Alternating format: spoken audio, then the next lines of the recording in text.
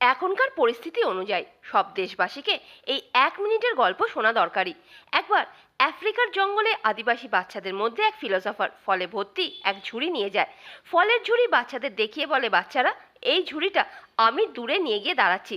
আমি যখন 1, 2 and 3 বলবো, সব বাচ্চারা দৌড়নো শুরু করবে, আর যে বাচ্চা সবার আগে আসবে এই পুরো ফলের ঝুড়িটা সেই পাবে। ওই ফিলোসফার দূরে গিয়ে দাঁড়িয়ে পড়লো আর জোরে চিৎকার করলো, 1, 2 and 3। যত বাচ্চা ছিল তারা একে অপরের হাত ধরে একসাথে দৌড়তে থাকে, চিৎকার করতে করতে, উবান্টু উবান্টু। সব বাচ্চারা একসাথে ওই ফলের ঝুড়ির কাছে আসে, সব বাচ্চারা একসাথে মিলেমিশে ফল খায়। উবান্টু আফ্রিকান ফিলোসফি, যার অর্থ হলো আমি আছি কারণ আমরা আছি, আর আমরা আছি কারণ রাষ্ট্র আছে। তো আসুন সবার আগে রাষ্ট্রকে প্রথমে রাখি, দেশের ভাবনার সাথে জুড়ি, একে অপরের সঙ্গ দিই, ভারতের সেনার সঙ্গ দিই। জয় হিন্দ, জয় ভারত।